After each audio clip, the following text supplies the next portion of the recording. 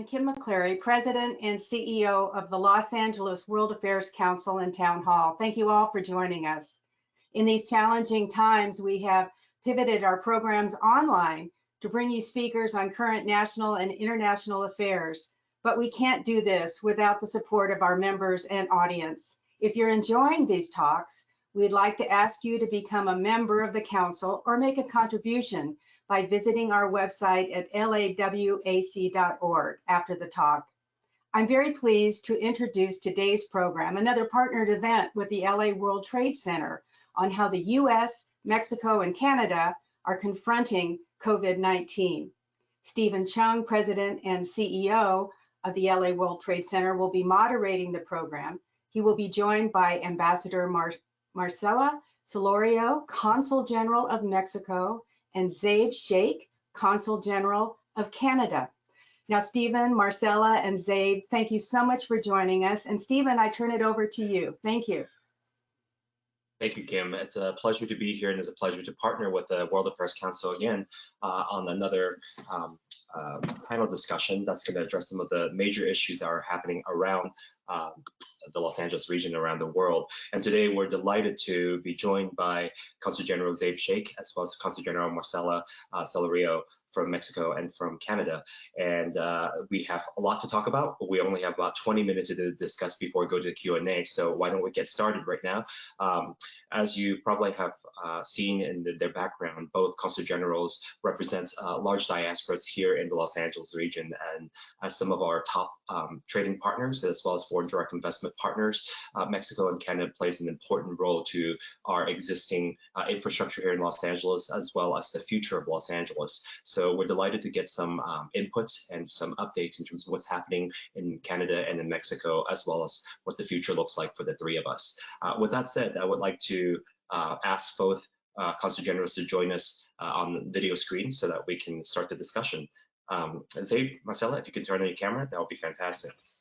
Again, we have a lot of questions to go through. We have a lot on these kind of series. We have a lot of audience participation, and they're very eager to ask you some questions as well. And so with that, let me start. I think a lot of folks are very curious in terms of what's happening around the world with our partners, how they're faring. In the United States, we all know that right now they are the country that's been affected really the most cases.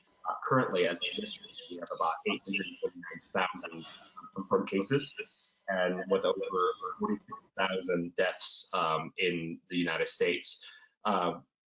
It would be great to get a quick update from each one of you, maybe 2-3 minutes update in terms of what's happening in your country, the overview, and what actions are being taken by your government to help flatten the curve. Perhaps we can start with Consul General Shaikh first. And before we start, I also want to express our condolences to our friends in Canada for the tragic event that happened on April 19th, this Sunday in Nova Scotia. Our hearts go out to our partners and friends, and we're hoping that they're starting to look at the recovery phase and how to heal the whole nation as a whole. So we really want to send our condolences in this difficult situation. But with that said, we'll hear a bit more from you about what's happening in Canada. Thanks so much, Stephen, for your message. Hello to everyone out there. Buenos dias, Ambassador. Nice to see you. I hope everyone can hear me. I'm having a few issues hearing everyone, a bit of a lag, but so here goes. Yeah, we've been dealing with a lot in Canada, obviously all over the world, but this particular week has been incredibly tough. And it's been, it seems, a first quarter of a year talking a lot about words like deaths and figures like that. So I thank you. I thank everyone for their condolences and their well wishes in this time. We want to also recognize our RCMP colleagues and those victims in Nova Scotia and their families. We are with them in so many ways. That being said, of course, this conversation is about something that's happening on a global level, this pandemic.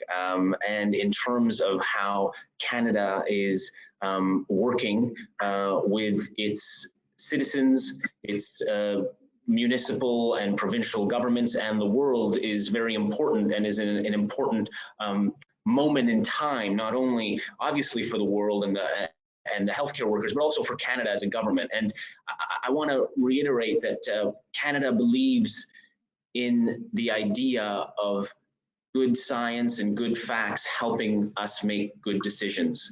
And right now we need that. And so what we're seeing and what we're hearing is that, you know, due to the social distancing, of course, and self-isolation principles and practices, including those shutting down of schools and large parts of the economy to deal with the COVID-19, all the provinces across Canada are actually working really hard and working together and aligned with the federal government and with the communities and citizens. And the flattening of the curve, the planking of the curve is actually headed in the right direction, despite, of course, the tragedies that families across the country, and whether they're victims of COVID or victims of what's happening because of COVID through the economy. There are many victims and many people affected negatively, not just health-wise. And so what's important in terms of all that is that our Prime Minister continues to say every morning on his press conferences in both languages, and not only to adults, but also to children out there, which is key. He's messaging to kids who are having to deal with new things as well, that the social distancing will need to stay in place. That's what health practitioners and scientists and the facts seem to be telling us. And it seems to be working, which is why we need to continue it. In the meantime, what can the government do, and what is the government doing? Well, it's working with the provinces and municipalities, as I said. It's also putting together a hugely important and landmark economic support. 52 billion Canadian in direct support to Canadian workers and businesses, plus 55 billion Canadian to meet the liquidity needs of Canadian businesses and households through the tax deferrals. That's a very large impetus, boost, stimulus, support, if you will, landmark in terms of any government having to do that, and of course doing that. But as we keep hearing, this is unprecedented times, and therefore we need to take unprecedented measures. As late as April 17th, Prime Minister Trudeau announced new actions to protect Canadian jobs and provide more support to businesses and organizations dealing with the COVID implications.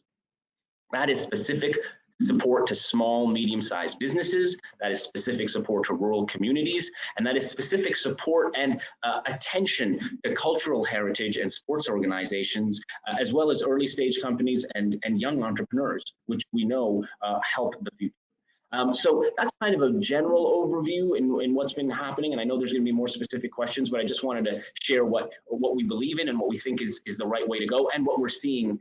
This idea of unity between the provinces and the federal government and the communities is key at this stage, and it's so good to see Canadians united as much as they can be in this social distance and physical distancing world, and a world that is every day teaching us what tragedy and hardship and challenges really mean in the Western world. Thank you so much, Consul General. For those of us in LA, we know that we have a strong partnership with Mexico as a home to one of the largest diasporas in the world from Mexico, right here in Los Angeles. Our current presence and also our future ties very closely with Mexico. Ambassador Celorio, would love to hear from you what's happening around Mexico right now, as many people around this entire region are very eager to see what's happening in Mexico in terms of the action as well as the current conditions. Ambassador? Thank you so much, Stephen. My dear colleague Zaib, our heart goes to the people in Canada and especially in Nova Scotia. And you know, how we see things is that this pandemic is like a wave. And if you can attest, in Canada and in the United States, the first confirmed cases were in January. And in Mexico, that started until the end of February. So, and that date, the Mexican government was doing an assessment on how to implement these phases, these three different stages to address the phenomenon. The first is when cases were reported. The second one, the community transmission. And the third one is the epidemiological phase. So in March, we started with phase 2 that has to do with, it was a journey to convey people to keep social distancing, physical distancing. And we call it that as we do it here in Los Angeles, with the message of stay home. That was very important. And at the same time, it was very challenging because, you know, in Mexico, we're Latins, and it's very complicated because for us, it's a way of living. If you take a look at the Scandinavian countries that have, you know, a different culture, it seems like it's easier. But for us, the physical contact, and I remember when I was, I did some videos to convey the message to the community here in Los Angeles. And we were talking about, you know, stop kissing each other, stop shaking hands, stop hugging. That was very, very hard for us. And I remember that I saw someone that were kissing each other, and I said, stop kissing. And they felt that, you know, I was on the wrong side because I was being mean to tell them that. But it was very, very challenging. And still in Mexico, that is challenging also. But this stay-at-home measure is going to be in place until May 30th. Every day, the health authorities in Mexico have a press conference in the afternoon at 7 o'clock in the evening, and they provide with all the updates that we have. And the measures that the government has been taking is to address like almost 622,000 million pesos. That is $25 billion for health and economic recovery. And the first one is to strengthen social programs for the benefit of the most vulnerable people. They will include 22 million people with direct support and quick delivery from the public treasury. And those programs will cover 60% of families in Mexico. So that's very important. Also, the investment in domestic investment and employment is still in place, and we are happy to work with the private sector. And in, of course, the Republican austerity that this government has been talking about, and there will be a reduction in higher level salaries up to 25%, among other measures.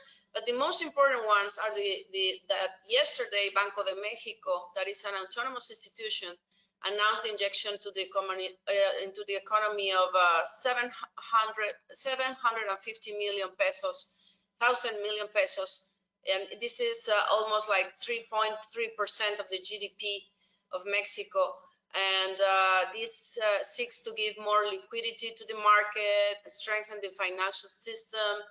And the purpose is to stimulate the economy because we're really concerned about the impact. That will be it. Thank you. Thank you. We here in Los Angeles, as you probably have heard, are also going through quite a challenging economic situation right now. Our Small Business Administration has been providing some assistance with the loans, but not everybody received it.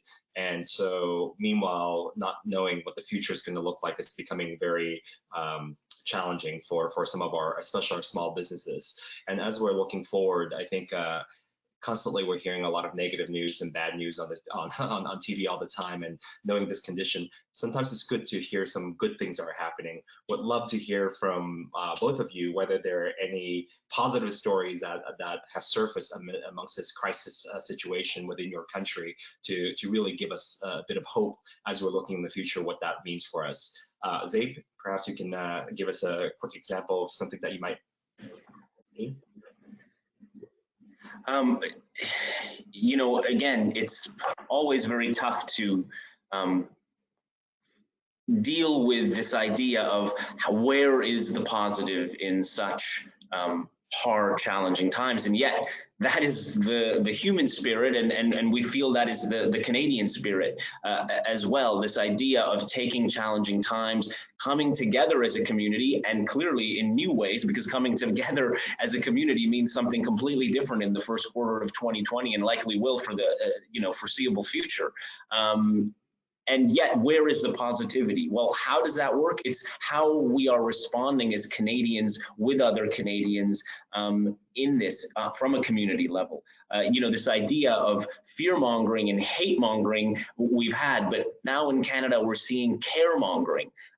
Folks are calling it care-mongering because it's a sort of initiative that started in Toronto and it really has spread across Canada that aims to uplift people, connect communities, and provide for the needs of at-risk people.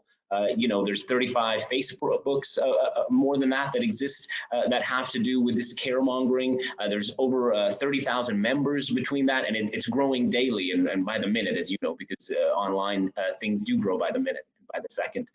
Quebec, our great province of Quebec has, in some cases, been an epicenter, frankly, in terms of the health risks and health challenges of COVID-19 in Canada, but Quebecers wanted the rest of the country to know that it's going to be okay, and so they actually have started a hashtag, Ça va bien aller, is letting folks post that on social media with that hashtag to let folks know that Quebecers are okay and connect them, who's okay, who's doing well. So that's really good, and they've been hanging rainbows on windows. Of course, just like here in LA and across the US, cities like Vancouver have been taking to their balconies every night and cheering the workers, the healthcare workers and the responders every night at 7 p.m.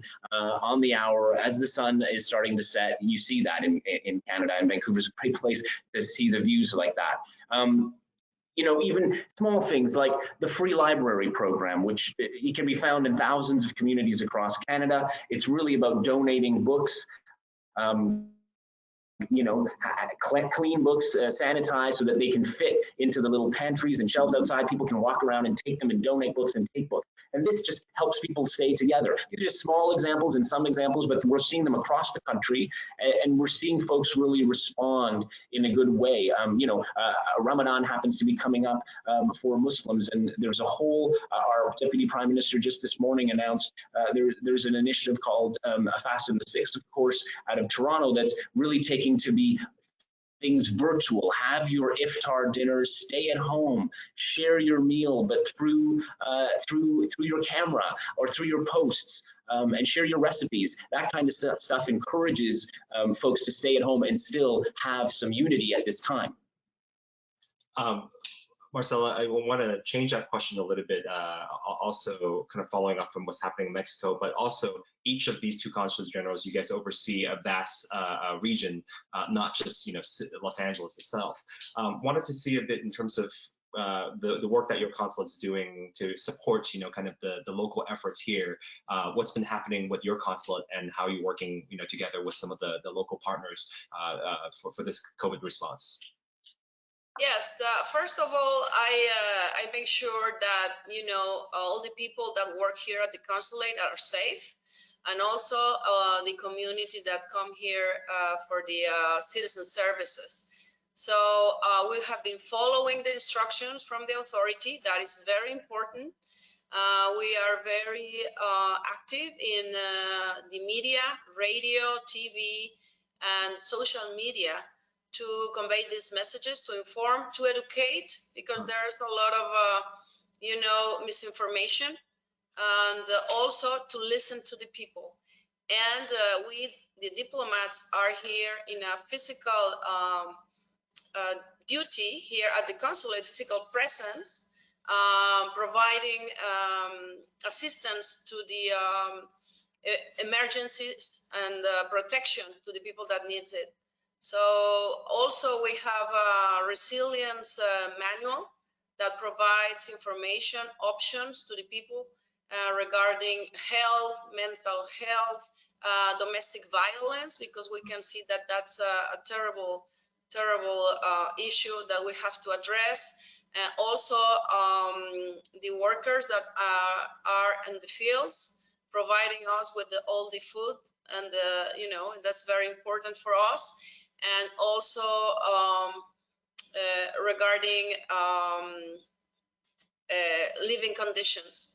So that's very important. And I just want to underline that I am very happy that the Mexican proposal before the United Nations for this international cooperation to guarantee world access, equipment, and medicines to deal with COVID-19 was adopted on Monday.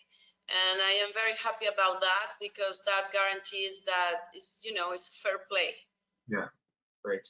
I want to give enough time for our audience member to ask questions, but I want to pivot a little bit. Prior to COVID-19, both Consul Generals and I were on 2 different panels talking about the USMCA agreement and what the future means for these 3 countries with the trade agreement moving forward.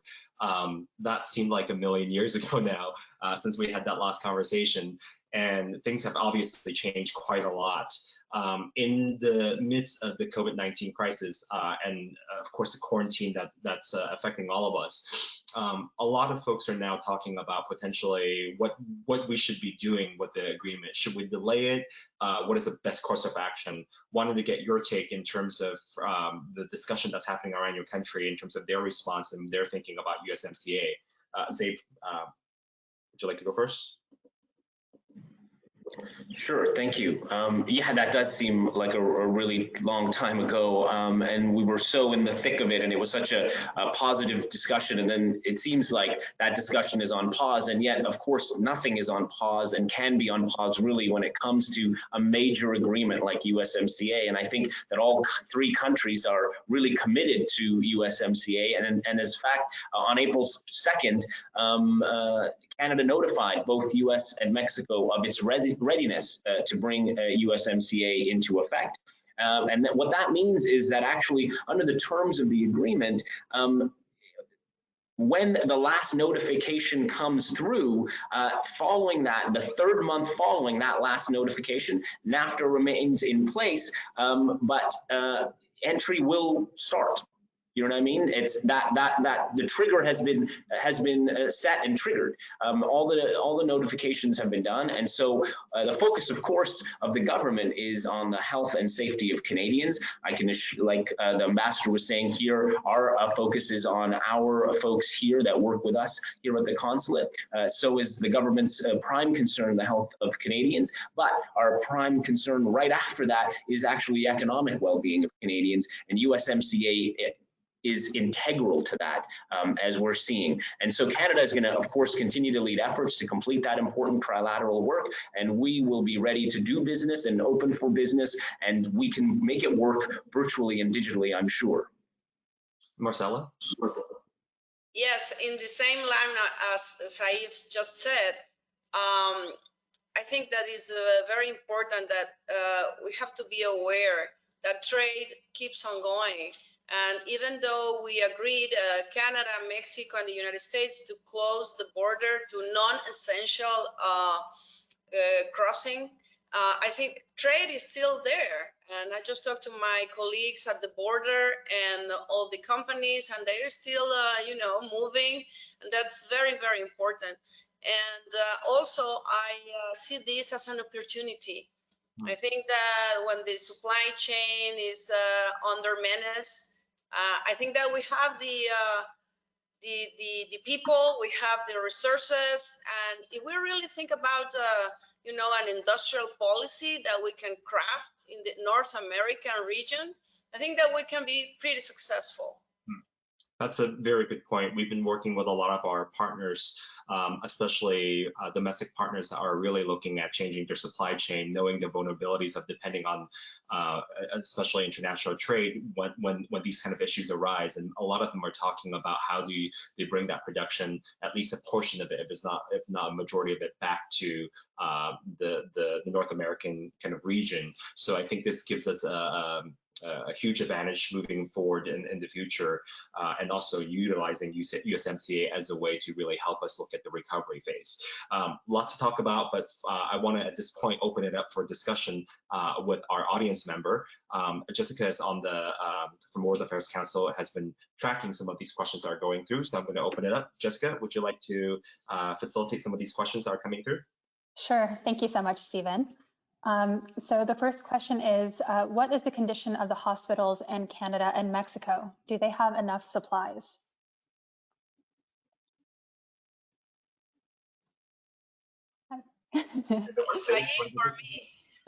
They didn't say specifically, so they asked about both countries. So if you guys both want to give a quick update, that would be great.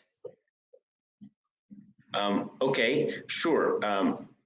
I'll just say that we continue to monitor that. Of course, it's but what's going to help the situation in those facilities is actually how much people are attentive to and following those stay-at-home and shelter-in-place orders to flatten and plank the curve. And as I said earlier, we're actually seeing a real positive on that, as positive as you can be in this time, of course. But we're seeing that actually we can manage in places where you would want to have managing your numbers. We're seeing that on the right side of things rather than on the negative side. Of course, it continues to be a challenging situation, but all reports from Canada is that we're managing it the best we can, and of course encouraging, and in some cases downright, as the ambassador even said, telling folks to stop doing what they're doing if they're not social or physical distancing.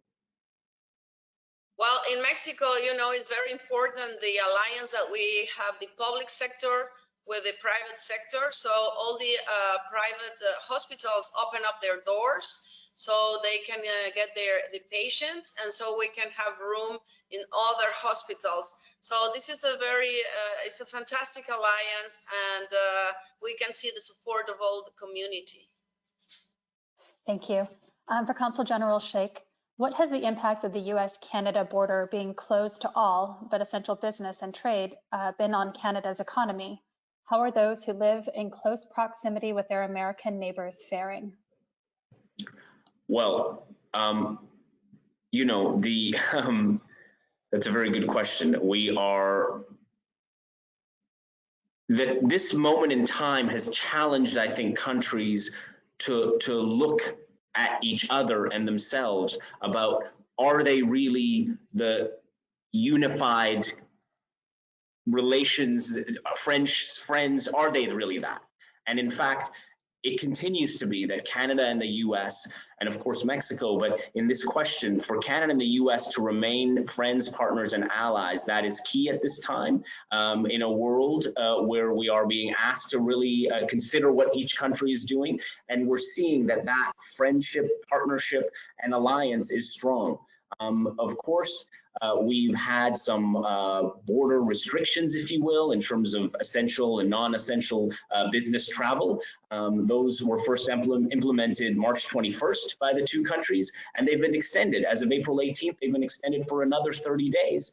But we know that both countries have an incredible supply chain relationship for essential medical equipment, whether it's gloves, ventilators, testing kits, and masks. And that relationship that positive trading relationship has translated into this medical supplies conversation. It's complex, it's integrated, it's reciprocal. So it's in both countries' best interest that we allow these supplies to move back and forth. We were very heartened to see that off the top that the idea of the U.S. not exporting things, especially when it came to PPE type equipment, that Canada was later exempt from that. And that was a key moment, I think, in time that tells Canada, the U.S., and the rest of the world that this is a real unified approach.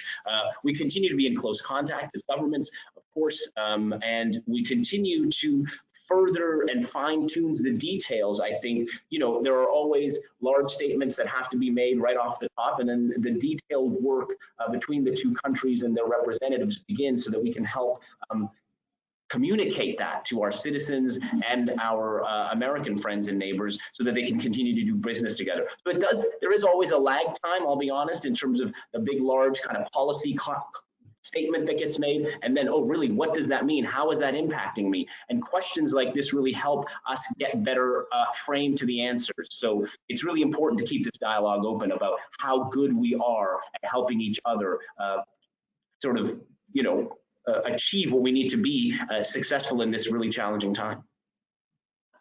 Thank you. And Ambassador Celorio, this is kind of a similar question, but can you comment on how the U.S. immigration policies are affecting the COVID situation and perhaps how your consulate is having to respond right now? Yes, this is a very important question, and I want to underline that we are very respectful about the U.S. policies towards migration. Just recently, White House decided to put a pause in all these applications regarding permanent status that are seeking permanent status, but this won't affect the migrant workers. And I want to underline also that because of the migrant workers, the economy is now being sustained, not just in the fields, but also in the packing, industries and the services. So I think that this is a moment of to recognize all the work that migrant workers are doing and to show gratitude for them. And I'm aware also that the program H2A is expanding because the government is recognizing that they need these people. Thank you. This is for both of you. As you may have heard, there are protests in the US to lift the stay-at-home orders. Are you experiencing any pushback from the public in regards to the stay-at-home orders put in place in your country? So Zaib, if you want to start.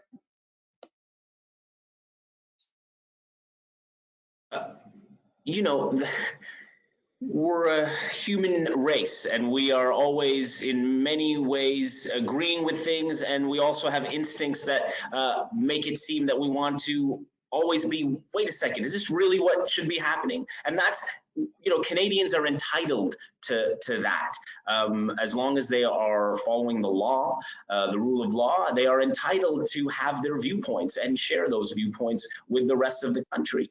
But I'll be honest, in terms of the reports that we're hearing, the real detailed reports, these kinds of protests or differences of opinions of what matters in terms of the health and welfare of communities across the country, but also, frankly, across the world, is that these protests, at least out of Canada and, frankly, even in our territory, as I'm seeing, as what we represent here in the Southwest US, are actually more minimal than they're being reported overall. The numbers, when you look at the numbers, they're actually very limited to the small hundred. That's not to say that we can't take that seriously and we can't make sure that there's still health and welfare being maintained even within those protests, but it's to say that there isn't a kind of wave of a difference of opinion right now. Actually, the wave of opinion is that we're all doing the right thing and we need to continue to do it for the next foreseeable future so we can get back to track and hit those second, third, and fourth quarters and really see the economic recovery and then moving on to the stability and beyond that. On that point, I would like to say that Mexico is like moving on the opposite direction, because at the beginning, some sectors of the population, they stayed home and they have been there for more than a month at home. But some others, they're still on the streets and they didn't realize that this was a crisis and that this was really happening. So now they are realizing that this is true and this is real. So now people are, taking all the measures possible to stay home. And for me, it was like conveying the message to the community, hey, tell your friends and family in Mexico that this is real and it's coming. As I said, this wave is gonna get us. So now in Mexico, people are more conscious and they are not arguing at all. So they are taking, these instructions seriously and complying with them. Thank you. And this one is again for both of you. This is a discussion on the trilateral partnership between the US, Mexico, and Canada.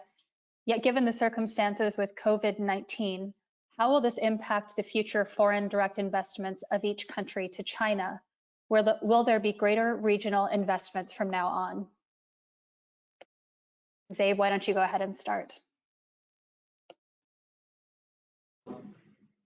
I think that it's frankly too early to speak in definitive terms. At this stage, I think each nation and country, and where there is valued and good partnership already, we're going back to the basics, if you will, the basics of checking in with ourselves. Are we okay? Checking in with each other. That idea of what happens, what happens when there's crises.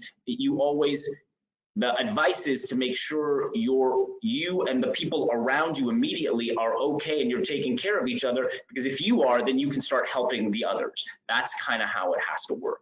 And I think right now, the idea is that Canada is checking in with itself, with its provincial partners, with its citizens, and then its most immediate partners, geographically and economically speaking, that's the US and Mexico.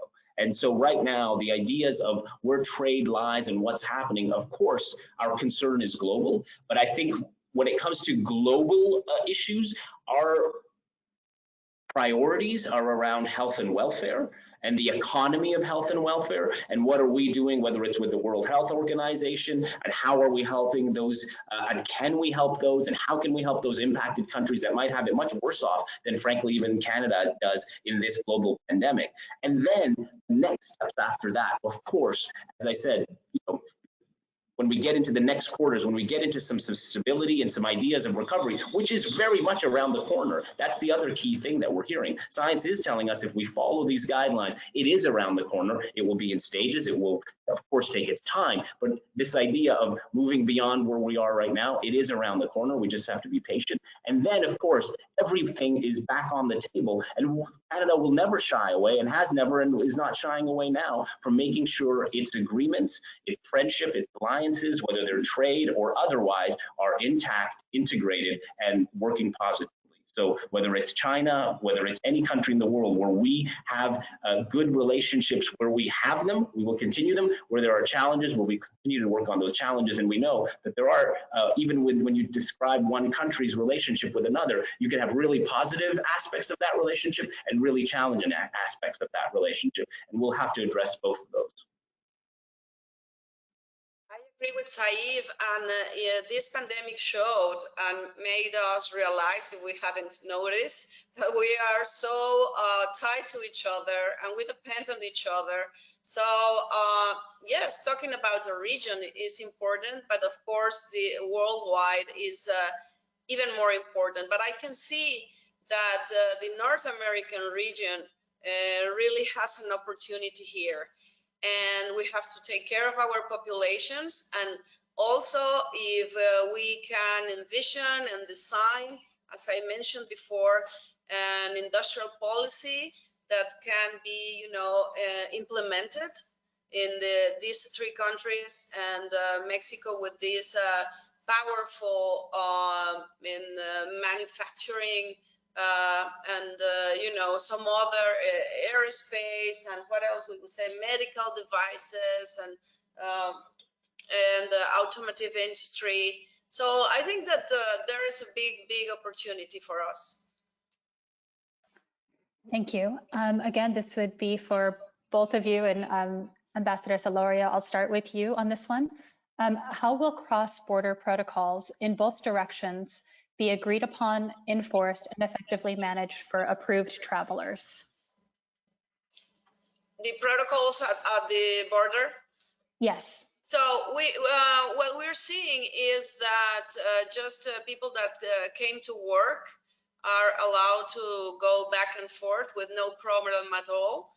And also for health reasons, you can travel back and forth.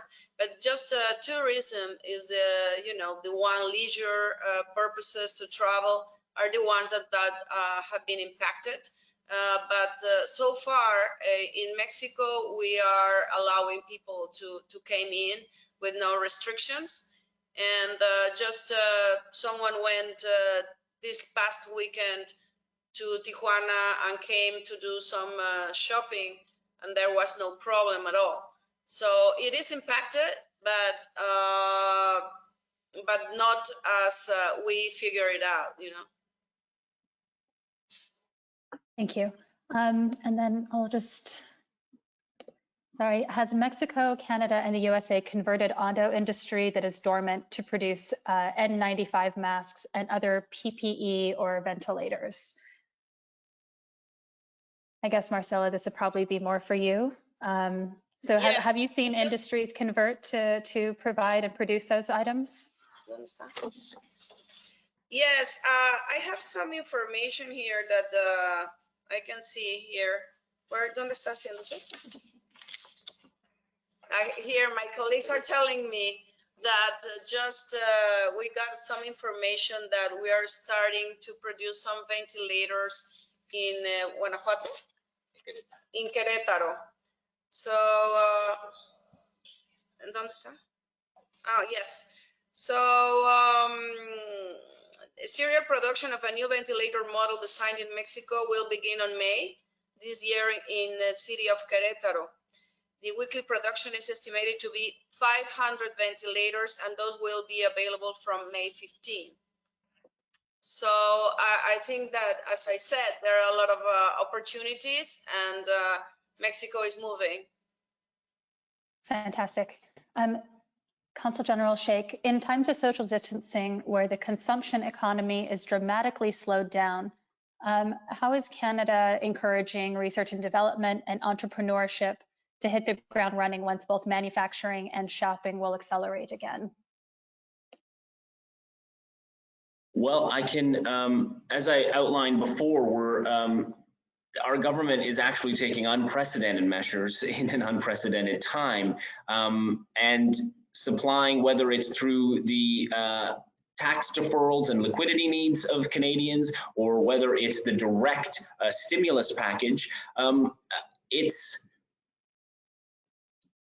integral to get the word out there and start the programs and start getting the feedback, because it's always, again, we go back to, I don't mean to kind of make it seem so simplistic, but the only way to deal with things, in large things, is kind of to break it down. And when you first put out a stimulus package or put out some statements, then immediately you're always getting feedback. This is not enough. This is enough. I need more. Have you thought about this? What about these unintended consequences? And then the work really comes down to, how do you manage that conversation, and how do you manage putting that stuff out there and taking it in? And consulates across the world, whether it's our Trade Commissioner Services Network or whether it's our consulate here, we are in fact doing our own work in terms of what the supply chain research is, what's needed, where are things going, how are the 2 countries and 3 countries in terms of our shared intelligence about how we're all dealing with this economically, in terms of our stimulus packages, and how are they affecting people. This kind of conversation and research continues on. Just today, I approved 2 or 3 reports on supply chain research that we're sending back to HQ, and so, all to say that the government is very not only concerned, but sees this moment in time and recovery and stability as a priority. And it's asked us, as we are not on normal business in that way. We are on essential business, as the ambassador was saying, in terms of consular. And then our business is about making sure we are talking about the supply chains on PPE equipment, and then on the supply chains of what kind of, whether it's VC, whether it's an entrepreneur, whether it's all sectors, what's happening, what's the state of play. And I will be honest, although it can seem positive, the state of play is that around 90% of a lot of business is paused or shutting down or slowed down, whether it's even airlines. Our national carriers have shut down until May 22nd flights. So even though border restrictions and essential travel may be happening, you probably now have to take a land border. So it is the trucks that are passing and the buses. The air travel is not. Those folks are going to have to figure out a different way, at least for the next 4 weeks.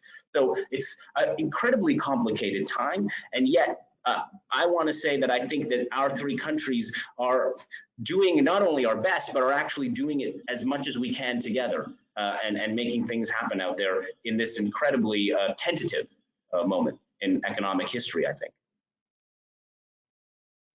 Thank you so much.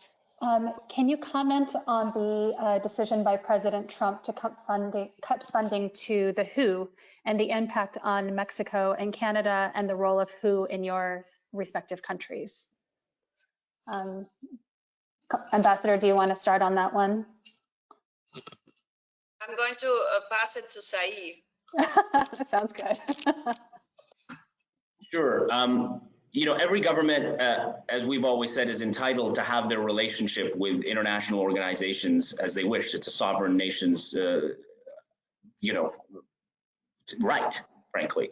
Our nation has a very engaged relationship with the World Health Organization.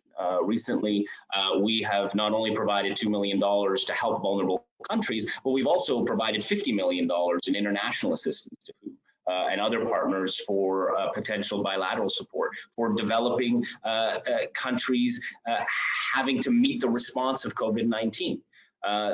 This is clear to us that World Health Organization is going to be, at least for Canada, a key partner in disseminating recovery, stability, and well-being, not only in developing countries, but likely across the world, because it really, we're all in this together, isn't just a hashtag, it isn't just some sort of catchphrase, it really is essential.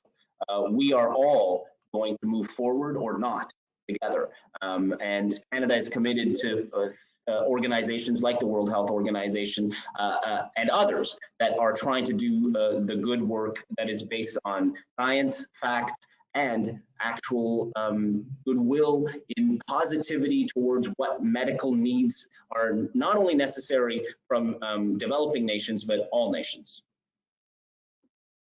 Thank you. Well, you know, I would like to say that from my point of view, I think that this is a very good opportunity to make an assessment of the importance of the international organizations and also the responsibility and the accountability of the countries that are members of these organizations. I think that this is very important, that we should be aware that what is the level of responsibility of each country. And I think that this is like, you know, an earthquake to shake these organizations and to identify what is working, what is not working, and what is the responsibility of each member. Thank you. How are your consulates adapting to the current situation? Are all of your employees working remotely, and do you have sections that remain open? You want me to answer that, Zaib? Please. Yes. You take that one, Ambassador, and I'll follow up. A little bit of humor. So we're throwing. Well, we're adapting. Like now, we're doing this seminar. I don't know if I have to look up, down, to the middle, but we are, as I said, all the diplomats are working here inside. And the local employees are answering a call center, and we're providing information, and we're assisting, protecting, and we're just adapting. We're using social media. Zaib is very good at that, entertainment. So so it's the best way to convey the message and to transmit them that they are not alone and that we are here to help. Thank you. The same for us. Thank you, Ambassador. For us, you know, we're down to we're the second largest consulate in the U.S. for Canada after New York and obviously the embassy. And so we have a fairly large staff that is just sort of through not only LA, but in San Diego as well. And so where we can, a lot of our business team and our diplomacy team, yes, we are teleworking. But there are also key consular staff supporting at the office, key immigration staff here that are are absolutely supporting the work that needs, and those are appointment only now, unfortunately. A lot of stuff is happening through the phone and online, but there needs sometimes to be human interaction in transferring, sort of legal documents and travel documents. And there's also been a lot of Canadians coming into our ports actually in this territory trying to get home from whether it's cruise ships or other things, and we've had to support those. And we've also been able to take a whole of California approach, and I'm very proud of our team that we were able to help our San Francisco consulates in when cruise ships were coming into the port there, and be able to help them. And so, it's important to be open right now, but it's also important to be sort of managing your business. And I come into the office once a week. I'm speaking to you today from the office to make sure that our team feels good there, but also have to follow, that people follow what we're saying, and good culture leadership starts with the folks that are put in those positions. And so as consul generals or ambassadors or presidents of organizations, I think we're all doing our best to lead, and where it counts to be there, but where it counts to be at home, stay at home and Zoom in or video in. Thank you so much. And I know we have so many questions and we're running out of time, but on your question of leadership, this will be our final question. This crisis has created opportunities for visionary leadership. Jacinda Ardern of New Zealand, for example. What leaders, either from North America or globally, have inspired the panelists? So Stephen, this includes you on this one. So any leaders that you've seen that are inspiring you? I don't know, who wants to start? Well, if I may, or who, I don't know. Please. Go ahead. I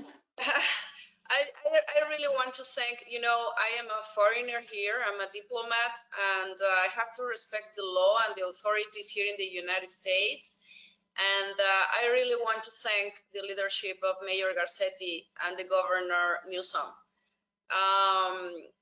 We feel safe, we feel confident, we feel supported, and I think that they have been doing a great job.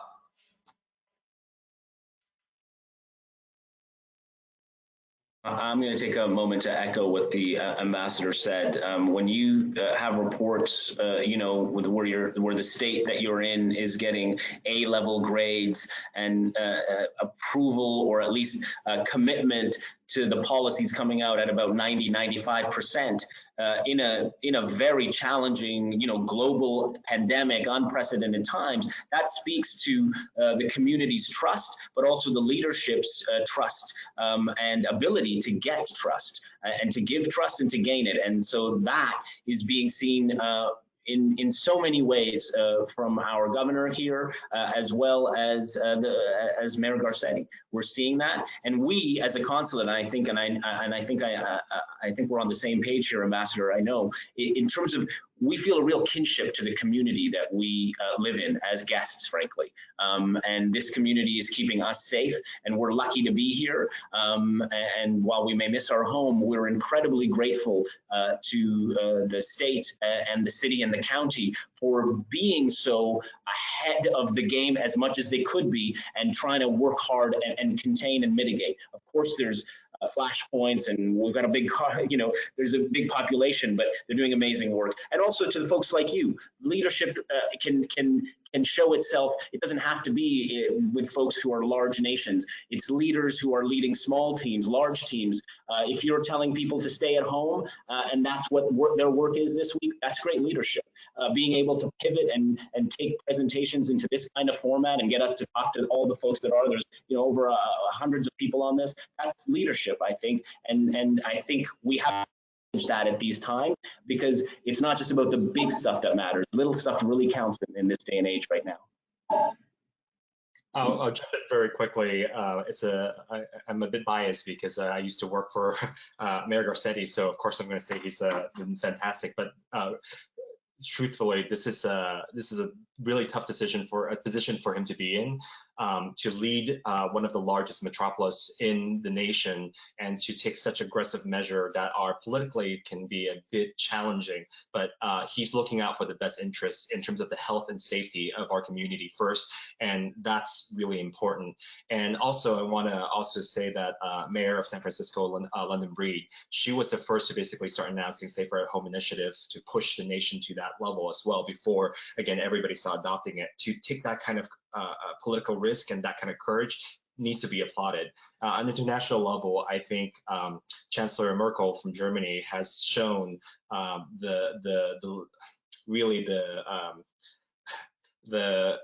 utilizing science and her background as a PhD in physics, really being able to explain, if we don't do the Safer at Home initiative and the quarantine, the exponential growth that can happen, and the way that it's been controlled fairly effectively in Germany. It's a really good example for us to look at. And I think here locally in Los Angeles, besides the mayor's office, we have to also look at the county supervisors that oversee all of LA County. The 5 supervisors are constantly behind the scenes pushing this to move forward. But it's actually the Department of Health that's been run by the county of Los Angeles with the 5 supervisors as the lead to push us forward. Those are the unsung hero that I think we need to also recognize. So I think there are many heroes to look at and many folks that we should look up to. I think in the time of crisis, we're going to see a lot more of these leaders emerging. Thank you so much, all of you. I really appreciate you being on the talk today and taking times out of your, I'm sure, very busy and demanding schedules. I think we're going to toss it back to Kim, so thank you. Thank you all. That was such an informative conversation, and thank you so much for your time today. And thank you to all of our viewers for joining us. Now, tomorrow, our program will feature politics professor Dan Schnur and his new weekly series called Politics in the Time of Coronavirus. His topics this week are the Great Reopening Debate, the new isolationism, and can Biden motivate the Democratic base? We have 3 live streams next week, including a panel of global health experts addressing what we can expect from the next phase of the COVID-19 pandemic. A partnered program again with the LA World Trade Center on how LA tech and manufacturing are pivoting their businesses to protect people, and our new weekly Politics in the Time of Coronavirus series. We also have provided you with a handout that's attached to your control panel listing all of our upcoming programs for your convenience. Please, all of you, stay safe, stay informed, and see you soon. Thank you so much.